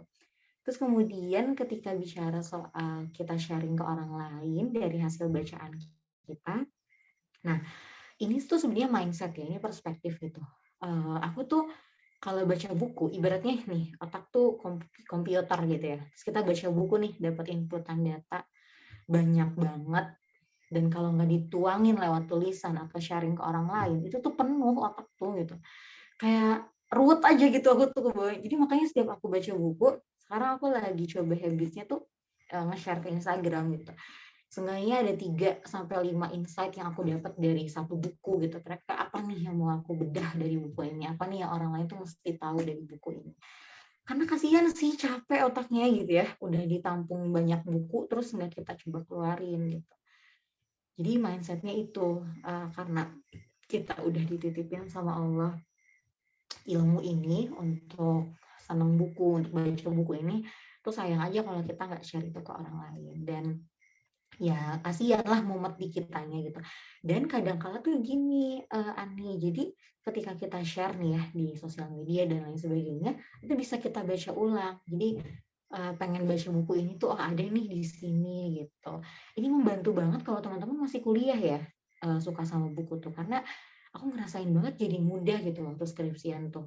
Karena ya banyak referensinya. Jadi isi skripsi itu bukan hanya jurnal-jurnal ilmiah dari artikel dan lain sebagainya, dari jurnal dan lain sebagainya, tapi juga dari buku-buku non fiksi juga kadang aku ikut sertakan gitu di skripsi aku. Makanya ya tadi memudahkan banget ketika kita coba untuk ngambil intisari dari setiap buku.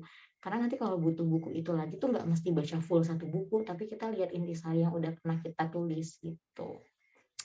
Gitu deh, Ani. Semoga tidak puas dan kita mencari lagi referensi jawaban lain. Terima kasih Teh Disti. Ini kata Mbak Ani udah jawab ya. Masya Allah, terima kasih banyak Teh atas jawabannya. Alhamdulillah sudah terjawab. Kak, Teh aku izin bacain. Ini ada beberapa pertanyaan. Ini ada 3 pertanyaan di meeting chat. Aku izin tanyain ya Teh. Tadi sempat ini Kak Adrina Tamimi, Petresen terlebih dahulu ya. Bismillah, izin bertanya lewat kolom chat ya Teh. Bagaimana cara meluruskan niat, meneguhkan tekad untuk meng-up tulisan atau berbagi insight di media sosial? Karena terkadang Ana ragu, khawatir pandangan orang lain terhadap kita, atau terkadang Ana takut Ana tidak lurus niatnya. Akhirnya karena ragu, pesimis, khawatir, jadi tulisan-tulisan tadi tidak jadi dibagikan. Jazakumullah khairan Teh. Silakan Teh Disti. Bagus nih pertanyaannya ya dari Ajrina Tamimi ya. Ini ya, keresahan bersama sepertinya. Karena aku juga pernah merasakan ini gitu Ajrina. Nah, waktu itu aku ingat banget ya nasihat dari orang tua aku tuh gini. Kadang perasaan kita nggak enak dan nggak jadi melakukan kebaikan itu tuh salah satu bentuk ujub juga, salah satu bentuk ria juga loh teman-teman. Kan konsep ria itu ketika kita melakukan sesuatu ya karena orang lain gitu ya, karena ingin dilihat orang lain. Nah, ketika kita nggak jadi melakukan kebaikan, kan tadi ya nge-share tulisan kita, sharing itu kan itu kebaikan gitu. Dan kita nggak jadi ngelakuin itu karena kita takut, kita pesimis, kita insecure, kita takut orang lain memandang A, B, C, D. Itu ternyata bentuk ria juga loh. Aku juga baru sadar. Secara nggak sadar logikanya gini, kita nggak jadi ngelakuin itu karena orang lain takut memandang A, B, C, D, dan lain sebagainya. Jadi tetap karena orang lain dong, kita nggak ngelakuin itu pun tetap karena orang lain gitu. Nah, maka dari itu yang diluruskannya itu adalah kita go ahead lakuin dulu aja gitu. Kita share dulu aja. Nah, PR selanjutnya itu adalah justru ketika tulisan kita tuh udah di-share. Jadi bukan ketika sebelumnya, Ajrina. Ketika udah nulis ya share aja, go ahead gitu lakuin. Nah, PR selanjutnya itu ketika tulisannya udah di-sharing, ketika apa yang udah kita sharingin. Karena pasti akan mengundang reaction dari banyak orang, dari orang-orang sekitar kita. Entah itu dalam bentuk like, share, komen, dan lain sebagainya. Nah, untuk meminimalisir itu, ini belum pernah deh kayaknya aku nge-share bukan ngebocorin sih. Maksudnya ini yang biasa aku lakuin gitu aja. Nah, jadi fun fact-nya setiap kali aku habis ngeposting di Instagram, itu tuh aku logout IG. Aku logout akun Instagram. Jadi aku nggak tahu ada notifikasi orang like, ada notifikasi orang komen, ada notifikasi orang nge-share gitu. Di jam itu tuh aku nggak tahu. Karena itu jam rawan banget.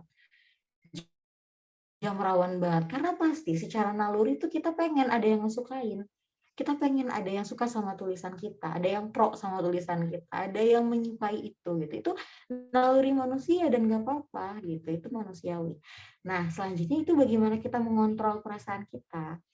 Cara aku buat ngontrolnya ya dengan aku tidak mantengin gitu, nggak nungguin siapa nih yang nge-like, siapa nih yang komen, siapa nih yang ikutan share gitu. Jadi kadang jeleknya ya, ini negatifnya tuh justru aku jadi kadang lupa gitu. Habis nge-share itu tuh kalau ada yang nanya di komen atau ada yang ngasih komen apapun tuh aku kadang suka lupa lupa menanggapi gitu. Makanya kadang kalau beberapa jam kemudian baru aku buka lagi dan aku tanggapin.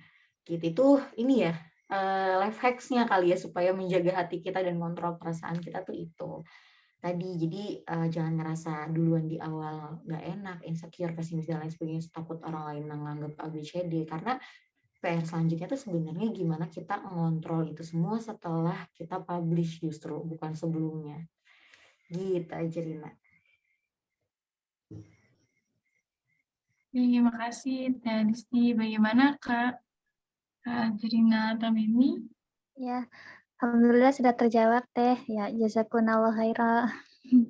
Alhamdulillah. Ya, alhamdulillah. Ini ada ya Teh, 2 pertanyaan terakhir. Ya Teh. Dari Kak Diandra. Bismillah Teh, Afwan izin bertanya, bagaimana cara memantapkan ide yang sudah ada? Kadang ketika kita udah menulis sampai di ending merasa kurang nyambung dan tata bahasanya ada yang kurang mudah difahami. Gitu. Silakan Teh. Oke. Ini kalau konteksnya apa ya? Konteksnya buku kah, atau cerita kah, atau postingan di Instagram, atau gimana? Diandra ya? Ya, boleh ada Kak Diandra di sini.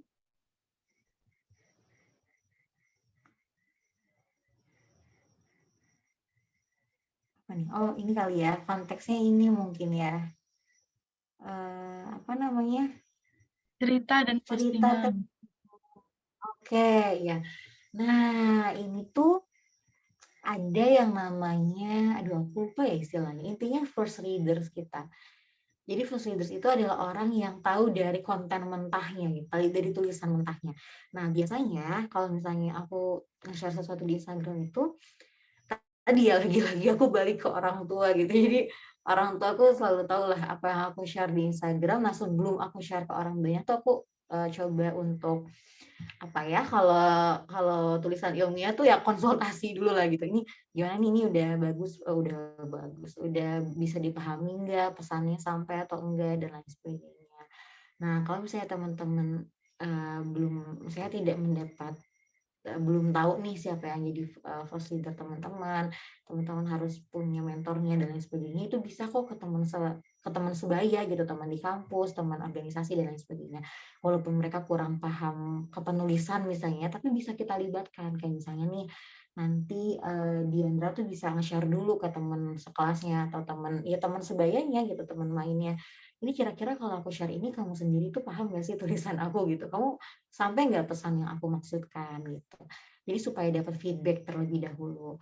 Nah, itu kan dari eksternal ya, dari orang lain gitu inputnya. Nah, kalau dari diri kita sendiri, biasanya tuh aku bikin outline dulu, Diandra. Jadi Diandra bisa bikin outline, kira-kira prolognya itu aku mau nulis apa, klimaksnya tuh aku mau gimana, endingnya di tulisan aku tuh mau apa yang mau aku sampaikan gitu. Jadi punya outline-nya gitu, nanti akhirnya tinggal ngejabarin aja. Kalau misalnya di Instagram kan bentuknya berarti carousel ya. Nah, di postingan sorry. Di slide pertama tuh aku mau bahas apa, slide kedua mau ngapain, slide 3 mau ngapain, dan lain sebagainya. Ribet banget dan lain sebagainya gitu ya. Mungkin karena orang-orang beberapa pun ini ya meresponnya gitu ketika mereka tanya proses aku untuk konten, untuk bikin tulisan di Instagram. Sebenarnya itu enggak, teman-teman. Aku tuh kalau nulis, sejujurnya apa yang aku tulis di Instagram dimanapun tuh kadang sambil di Gojek gitu ya, mau berangkat ke kantor atau jam istirahat sambil makan siang atau sambil ngapain gitu. Sebenarnya nggak ribet. Nah, yang ribet itu otak kita doang gitu. Kita karena belum biasa aja. Nanti pada akhirnya kalau udah biasa tuh ya apa ya, otomatis aja gitu diri kita tuh. Kadang kalau ada waktu luang tuh sayang aja nggak dipakai apa-apa gitu. Makanya aku bikinnya untuk itu gitu. Nah, terus aku gitu distraction sheet. Nah, di sana itu setiap kali misalnya nih lagi kerja gitu ya, atau lagi ngapain tuh kayak kepikiran pengen tulis ini nih, pengen pengen ngawal isu ini atau pengen coba untuk membagikan perspektif ini gitu. Itu kan kadang kepikiran di mana-mana ya, kita lagi sholat aja astagfirullah gitu ya, yang kepikiran tuh malah konten gitu ya, mungkin malah tulisan, kepikiran pengen nulis apa. Karena ya wajar kan dalam sholat tuh kita lagi khusyuk bercengkrama sama Allah, terus Allah kasih ilham langsung ya, bikin kita malah kepikiran. Nah, kalau di aktivitas biasanya itu, nah aku tulis kayak sheet of distraction, kayak apa sih yang tiba-tiba kepikiran gitu, entah itu judulnya doang, atau entah itu kayak semacam apa ya, temanya aja gitu, dan lain sebagainya itu coba ditulis. Karena kadang kalau nggak langsung ditulis tuh lupa, nggak mesti proper kok nulisnya, teman-teman di notes handphone aja gitu, tulis, kepikiran mau nulis ini, atau kalau teman-teman kesusahan nulis, voice note, kadang aku voice note gitu, aku record, pokoknya nanti aku mau nulis ini ya, bla bla bla gitu. Jadi itu tetap ada di ininya. Nah makanya tadi entar ya, takut aku kemana-mana nih jawabnya. Ya intinya tadi ya, kalau misalnya udah mulai ngerasa nggak nyambung, kalau punya storyline itu, outline, itu kita akan lebih punya apa ya, punya pagernya gitu, sampai di mana nih kita mau ngebahas tulisan kita. Gitu. Jadi akhirnya pun sesuai dengan yang kita harapkan si tulisan itu. Gitu deh Diandra.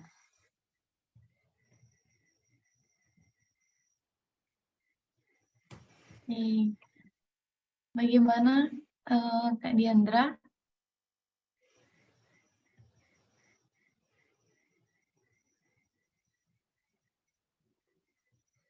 Oke, alhamdulillah. Alhamdulillah. Ada satu pertanyaan terakhir gitu ya Teh, dari Kak Andri. Sebelumnya Teh izin mau nanya, maaf banyak. Kalau untuk nulis itu Teteh biasanya nulis mengalir gitu aja atau pakai semacam struktur? Kalau ngalir begitu aja, gimana caranya mastiin tulisan kita itu sesuai dengan tujuan dan pesannya tersampaikan? Kalau pakai struktur, gimana caranya ide kita tertuang dengan baik? Silakan Teh. Oke, Masya Allah, ini nyambung ya sama pertanyaan Diandra tadi. Maksudnya tadi juga udah sempat aku mention ya soal outline. Nah iya, jawabannya aku selalu pakai outline. Nah tapi nggak rigid ya, maksudnya nggak rigid di sini tuh nggak yang mesti sesuai banget sama outline gitu. Jadi kadang aku bikin outline-nya ABCD, nah ketika dieksekusi untuk tulisan besarnya, tulisan panjangnya itu adalah beberapa yang 1-2 tuh nggak sesuai dengan outline, dan itu nggak apa-apa. Karena kadang nulis tuh kita belajar buat fleksibel, teman-teman. Nggak stuck sama apa yang jadi ide awal kita. Nah, ini juga salah satu salah satu insight yang baru aku baca juga dari bukunya Adam Giants. Jadi dia tuh bilang bahwa proses kita untuk procrastination, untuk menunda, itu adalah proses di mana otak kita tuh mencari ruang untuk melahirkan ide-ide yang lebih cemerlang. Nah, jadi kalau misalnya teman-teman nih, tadi Andri ya, misalkan Andri misalnya pengen nulis ini gitu, udah ada storyline-nya, tapi kok susah banget nih untuk eksekusi storyline-nya gitu, nggak apa-apa kok ditunda dulu gitu. Maksudnya explore yang lain dulu aja gitu, nggak mesti storyline satu harus beres, harus selesai, ide satu harus selesai, nggak mesti gitu. Karena ya bersahutan ide tuh gitu, nggak bisa kita pakemin satu aja gitu. Karena kan gitu ya, tantangannya memang ketika kita misalnya nih udah punya ide storyline, nggak ke eksekusi, baru tengah jalan udah kepikiran ide yang lain gitu. Aku juga masih ngerasain itu, dan itu nggak apa-apa teman-teman. Jangan sampai kita malah maksain otak kita untuk berpikir hal-hal yang memang mungkin kita belum dapat inputnya gitu. Nah makanya gunanya sheet of distraction itu tuh untuk itu, untuk kalau misalnya kita punya ide lain, ide tambahan tuh bisa kita tulis di sana gitu kurang lebihnya.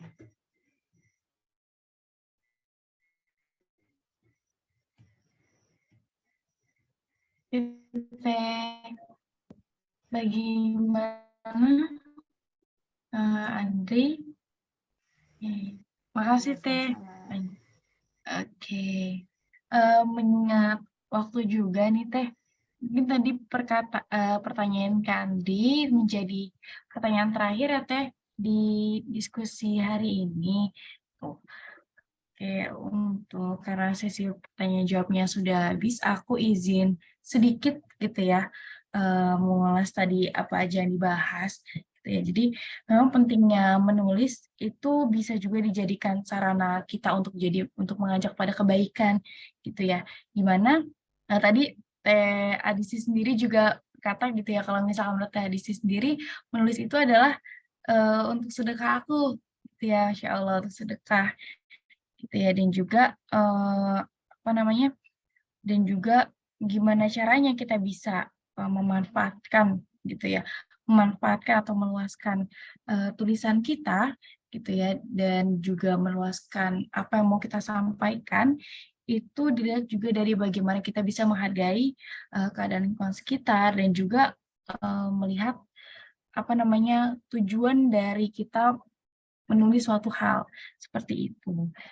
Gitu.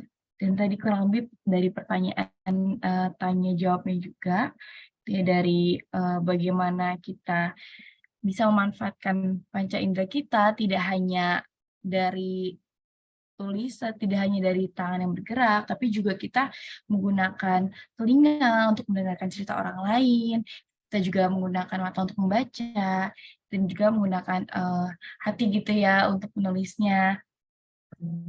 Kurang lebih itu aja yang bisa diulas sedikit gitu ya. Insya Allah tadi materi yang disampaikan insya Allah bisa bermanfaat untuk teman-teman semua. Sebelum menutup akhir Teh mau ini dulu untuk apa namanya, foto bersama terlebih dahulu. Setelah itu closing statement dari Teh Adisti gitu ya. Ya, untuk kepada teman-teman boleh untuk menyalakan kameranya terlebih dahulu.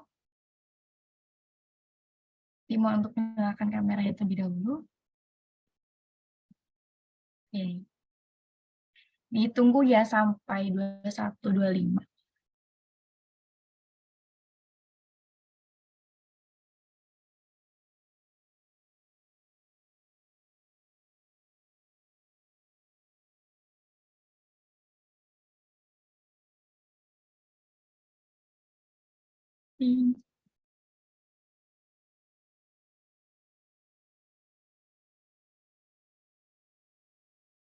Boleh teman-teman yang tidak terkendala untuk menyalakan kamera terlebih dahulu untuk melaksanakan dokumentasi.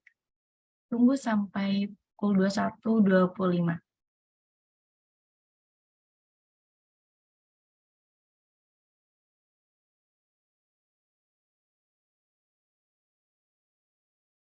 Karena sudah 21.25 ya teman-teman. Ya, izin untuk memandu. Oke. 1, 2, 3. Sekali lagi.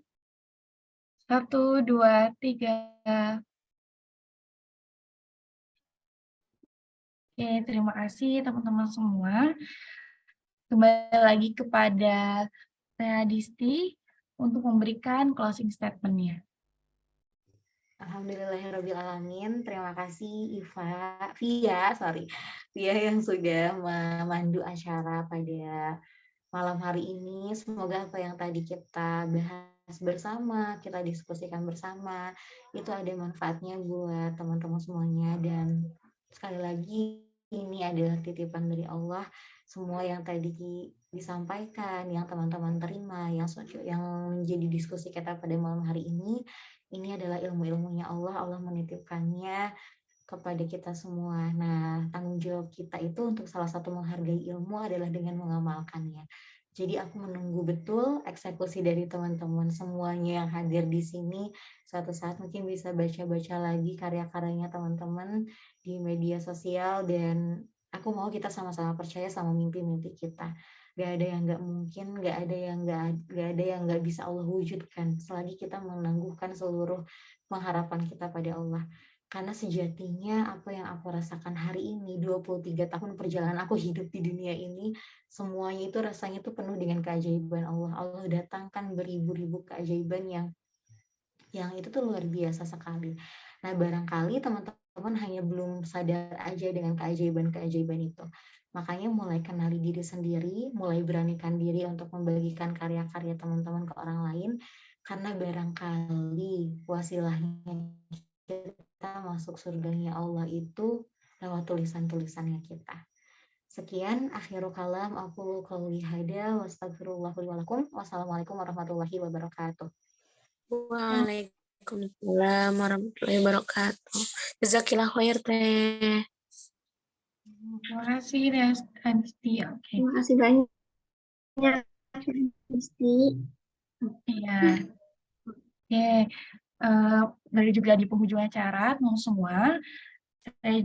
Selanjutnya kita akan membaca doa ditutup dengan membaca doa kafaratul majlis. Subhanakallahumma wa bihamdika asyhadu an la ilaha illa anta astaghfiruka wa atubu ilaik. Alhamdulillah telah selesai kegiatannya. Setelah sampai di penghujung acara, saya sebagai pemandu acara mohon izin pamit. Mohon maaf apabila ada kata-kata yang salah dan kurang berkenan. Terima kasih. Wassalamualaikum warahmatullahi wabarakatuh.